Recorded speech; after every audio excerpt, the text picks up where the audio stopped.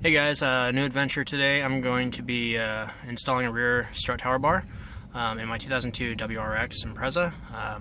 So I thought I had a front one as well. I thought they came stock with one. I was horribly mistaken. I wasn't too huge of a Subaru guy when I first got it. So I was more like an Evo fan. My previous car was a Lancer. So the Lancers, the Evos, they came stock with the front strut tower bar, which I thought, Subaru would do the same thing, but apparently not. So what we're going to be doing is we're going to be installing the rear strut tower bar, which is kind of a pain because you have to take out the seats in the back to actually get to them. It's actually not too bad so far. I've only done a little bit of it so far. I just figured I'd start recording, get it, done. So there's going to be a bolt right here, and then another one right here for the bottom seat. As you can see, the seat is, bouncing. They're 12 millimeter, so that's something to, make sure that you have. You want a ratchet socket, like a 12 millimeter socket. I think the tops are behind here is also going to be a 12 millimeter, but I got pretty much all sockets at my disposal. So make sure you do have that. Make sure you have that. In the meantime, I'm going to try and pull out the seat and see what I can see. Okay, so this is actually going to be a little bit easier than I thought to take out the bottom seat. It's only been like 2 seconds since I paused. But watch this. See this? Boop! And then you just pull it out. Simple as that. Hey, look, a pen. And a terminal connector. Anyway, so I'm going to move this out of the way real quickly. Just be right back. Another thing I would like to add is that the previous owner of this car was a complete idiot with the wiring. He said he did a lot of things, and I'm actually starting to second guess it. He said that he did the STI block on the EJ20 head, and I don't know if he did or not. I can't verify. I don't have any paperwork, unfortunately.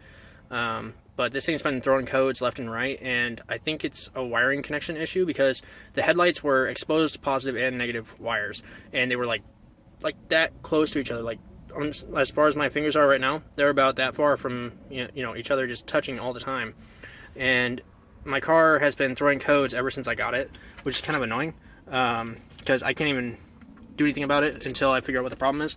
So while taking out the seats, it's also being beneficial for me because I'm also checking out all the wiring too, and just kind of cleaning it up a little bit because it's kind of gross in here. Like, look at this, just fun change. Hey, look at that.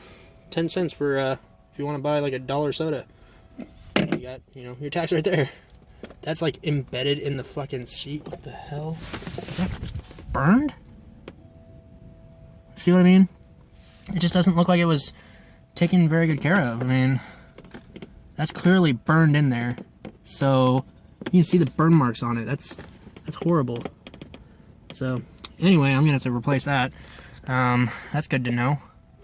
So that's the kind of stuff I'm talking about. That's part of the reason why I also wanted to take out the seat too. So I'm gonna try and inspect some more and see what I can find out. I did notice that something that really frustrates me is that the back seats aren't 100% secured. So there's 4 bolts that hold the back seat, the actual part that you lean your back against.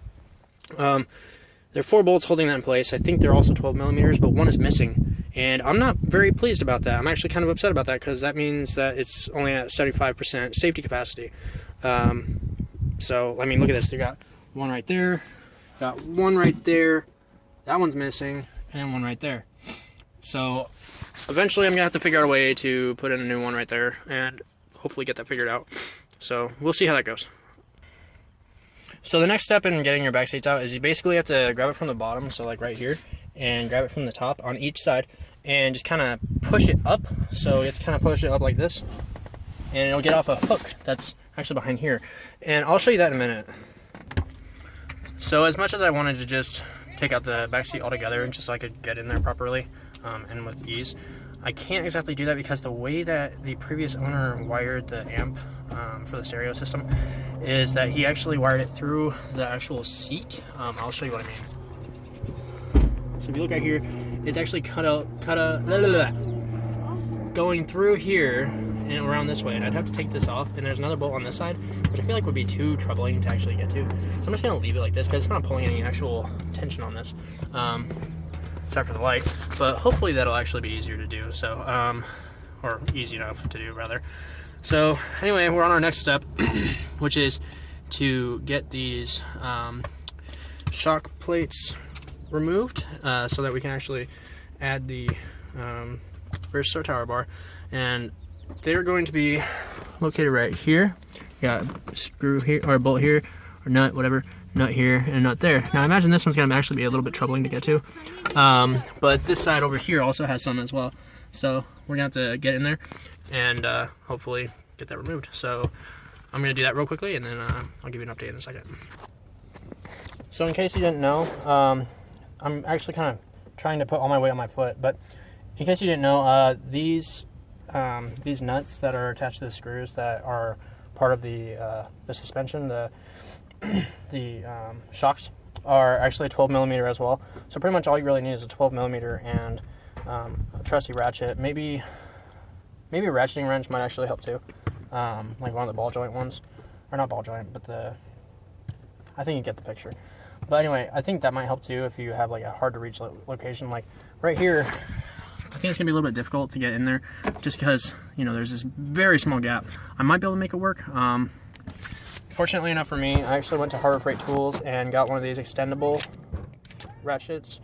So that actually might help you out a lot. So that's what I would highly recommend. I'm gonna go ahead and keep going on at this one. I'm doing the driver's side first, and we'll see how it goes from there. So it turns out I was right. You're definitely going to have to use like a ratcheting wrench in order to get into that last one, under the seatbelt pulley thing. I don't know what the hell it's called. Anyway, so something like this. This one is, I think it's I don't remember exactly what kind it is, but it's called gear wrench. It's 12 millimeter. So it's got the one-way only kind of ratcheting system. So that's what I would highly recommend. Just get in there and just kind of, you know, wrench it out. So I've gotten all three of those nuts pulled off, and I think this is called like the camber plate or something, something like that. I know that they use them a lot on, well, one of the adjustable ones on like coilovers. But this is basically another way of how you can figure out how to get the coilovers installed if you want to do coilover install too. I've done that on a couple. Actually, I did that on my Lancer, so I want to do it to this one too, but that's for future time. Well, I'm kind of running into a little snag, literally. So right here, you kind of have to finagle it in there. As you can see, the connection, the spot right here for the seatbelt, it's kind of getting in the way. I wonder if I can actually just kind of loosen that bolt right there and hopefully wiggle it out of the way. I don't know if that's gonna work, but it's supposed to go down here like so, and then go in there, and then just kind of like getting stuck on the top up here, and the other side isn't allowing it to bend down this way.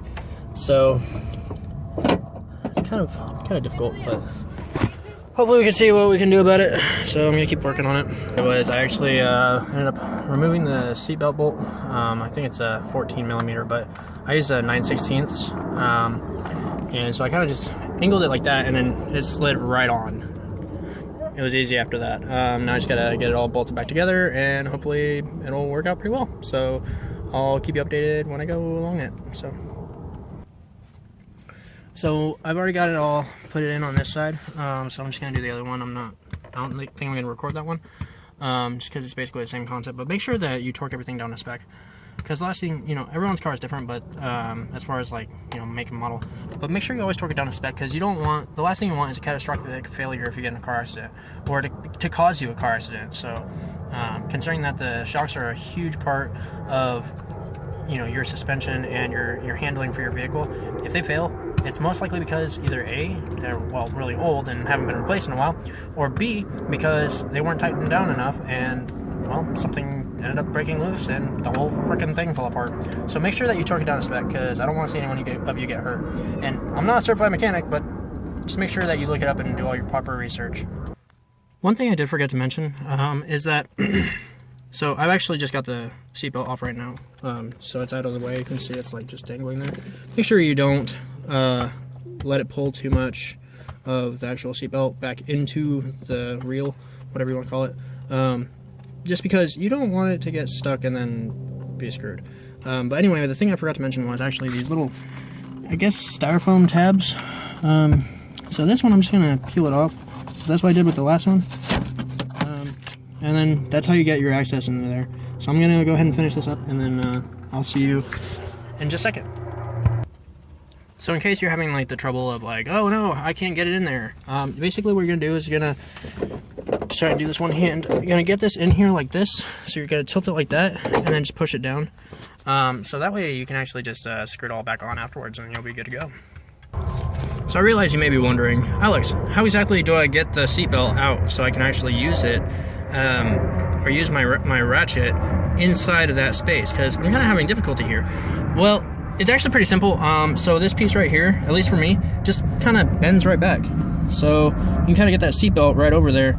And the cool thing is, if you can get the damn seatbelt thing in there, it's kind of hard to do with one hand. Slide it back into place. Sorry, I hope this isn't screwing up the image too much. Anyway, and there you go.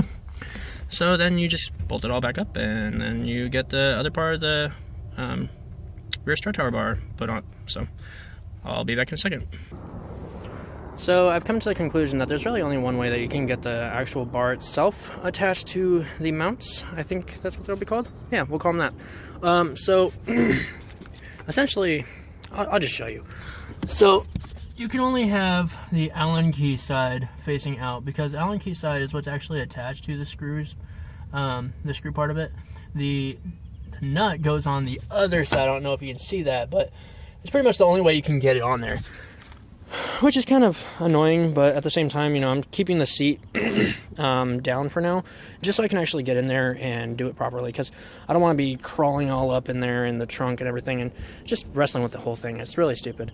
It wouldn't help either, because I have a huge Pioneer Champion Series Pro amp, or not amp, what, speaker, and I mean, I don't even know the size of it. It's massive. But anyway, it wouldn't help if I try to crawl in there and do it that way, so I'm just going to do it this way.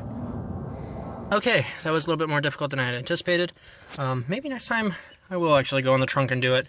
And I know, generally speaking, people can be like, oh, but Alex, eBay parts are crap. Well, yes and no. It depends on where you get them, for one. And two, it also depends on the quality. Three, it also depends on what you're using it for. So when it comes to, in my experience, parts like strut tower bars and so on and so forth, like, you know, minor suspension mods, they may have a huge yield on effect on what they will actually do for your car.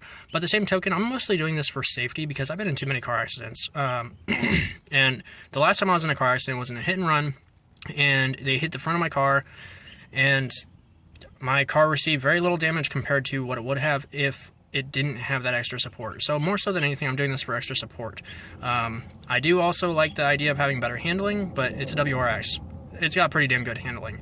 The only thing I could really do that would improve that would be a beefier steering rack and pinion. I could do coilovers, which are kind of expensive, otherwise I would do that right now. But, you know, stuff like that. So generally speaking, like I said, depends on what you're using it for. It's not really losing any structural integrity, because I already had these plates, you know, they're stacked on top of each other, but I already had these plates, and the nut was screwed on top of this. So it's not like it's losing any structural integrity just by having a slightly thicker metal piece right there to mount the strut tower bar.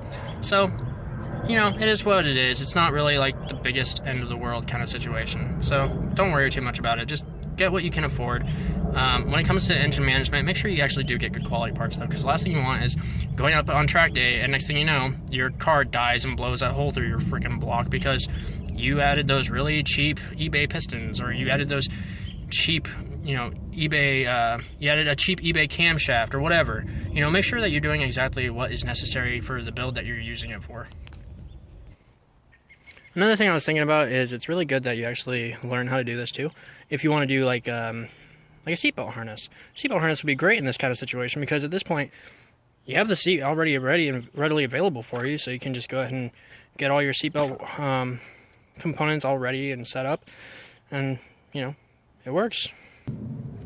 Now when all is said and done, you got everything tightened down and it looks like it's nice and snug. It feels nice and snug, and you know, you got everything put back together. This is what you should be looking at inside your car. Forgive the mess, it's work in progress.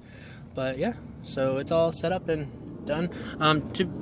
To answer any questions ahead of time, I painted that. It doesn't look the best because it started raining as I was painting. I was like, ah, and damn airplanes. But you know, as far as form, it whatever. But if it functions properly, that's what I care about. So yeah, that's pretty much the end of my video. So seats are all back in and everything. I'm gonna have to, when I have more light, another day. I mean, I could probably do it today, but I don't want to take the seat back off. I'll probably have to rewire that amp because it being burnt like that kind of freaks me out. I mean, I know it's got a fuse, but not at the blue wire, only at the red one. I'll show you under the hood and see, so you can see what I mean. So here's the red wire to the amp, and then the fuse is in that little thing in here. So yeah, that's pretty much it. If you want to see any more of me or any of my car build, I'll put some of my tags in the description box. Otherwise, thanks for watching.